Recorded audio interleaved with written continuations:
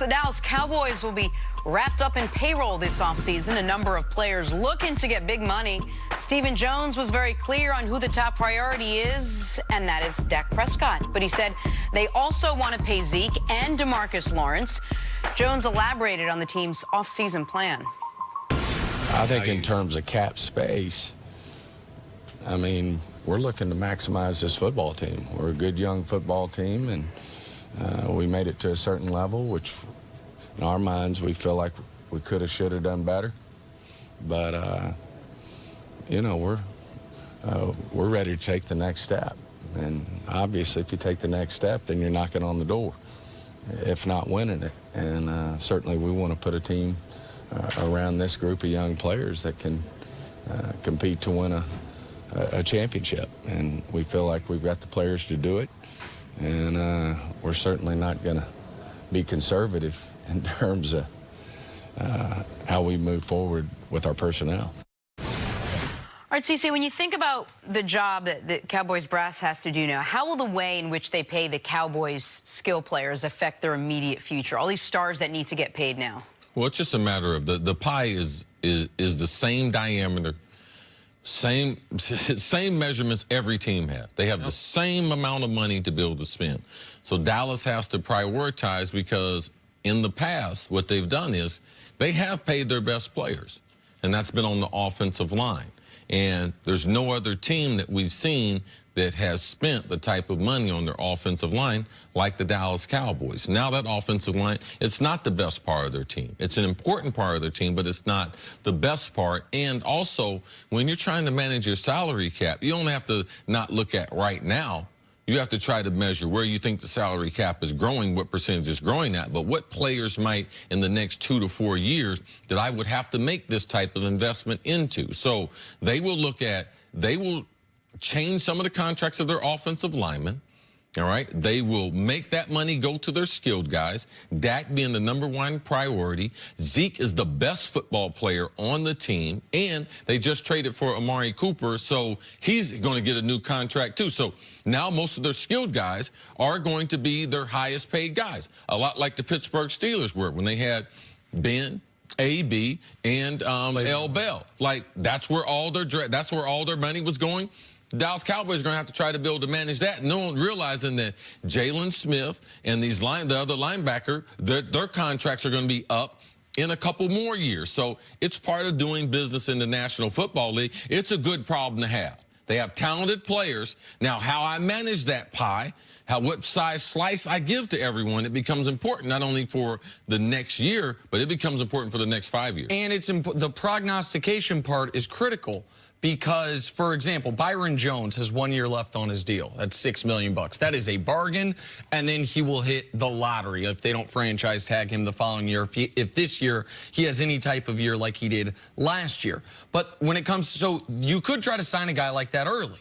They tried to do that with Demarcus Lawrence a couple years ago. They didn't get it done. Demarcus then got better and better. Then Randy Gregory gets suspended. David Irving might get suspended. And now Demarcus Lawrence can hold him up. Like, now Demarcus Lawrence is a true free agent. They really don't have the ability to franchise tag him, and it is a drastic position of need. So they're going to have to break the bank for him. Zeke, because the Rams put the Cowboys in kind of a bad spot with when they paid Todd Gurley, Zeke's going to expect his money. And Stephen Jones even said, we're going to have to start at the Todd Gurley line for Zeke. Which I don't know why they're talking about these things. I don't know why. No other team is doing it. No other team is doing it. And why Jerry and Steven have been so public and so adamant that, of course, Dak's getting a contract extension this summer. Why? You do not have to. You have him under, well, you have him under contract this year, and you have the ability to franchise tag him. You could even, Kirk Cousins thing, theoretically, you could have him for the next 3 years at a good deal. And the rush to give money to, of all the pending free agents, to me, the guys we're talking about, he's the least proven. And I know he's the most important, but he's the least proven. And this is where the difference in philosophy is. I don't believe the Cowboys think that. And that's what, when they think he's the most important, that's the reason why. The reason why they're not going to franchise him and do like Kirk Cousins, because they don't feel about Dak the way Washington felt about Kirk Cousins. Sure. So their feelings will be reflected of, they think he deserves a new contract. They're going to give him a new contract. That's all that they've talked about. But to me, I would be going to Dak in understanding that you're a system player. We'd like to have you here in Dallas, but we need to have you at a certain price. If they were able to get Dak at a certain price, a little under the market value, then that would alleviate some other problem, give you more room to have flexibility to your other skilled guys. But the reality is in 2018, the Dallas Cowboys had the cheapest quarterback room in the NFL. They had the cheapest defensive back room in the NFL. They had the second cheapest tight end position in the NFL.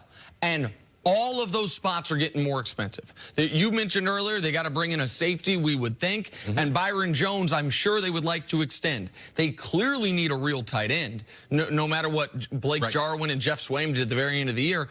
And Dak ain't going to make $800 grand anymore. He's supposed to make $2 million this year, and they want to give him an extension. That doesn't even mention the money for Ezekiel Elliott. The reason why they had to have that cheap of rooms there is because their offensive line is so far and away the most expensive in the league. In 2019, their offensive line is projected to make $58 million. That's 30% of your cap. 30% of your cap on a 53-man roster to what is essentially a 5-man unit, call it an 8-man unit because of the backups. Like, that's disproportionate. And you're going to have to go to some of those guys and see if they'll take a reduction. The problem is Tyron Smith, Zach Martin, and Travis Frederick are both all signed through 2023, and they are all at the top of their position salary-wise, except for Tyron Smith, who's now it's dropped down a few spots.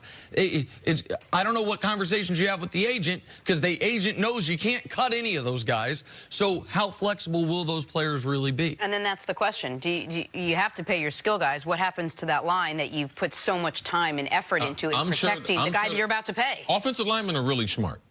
All right, you don't see a whole bunch of offensive linemen making really, really dumb contract moves. The Dallas Cowboys, their offensive linemen, I believe they'll realize, man, we got really good skilled guys. They're very, very young. I can extend my career. We can keep this. Playing with that star on your helmet is a little bit different. Same thing I tried to tell Antonio about, hey, you want to out Pittsburgh?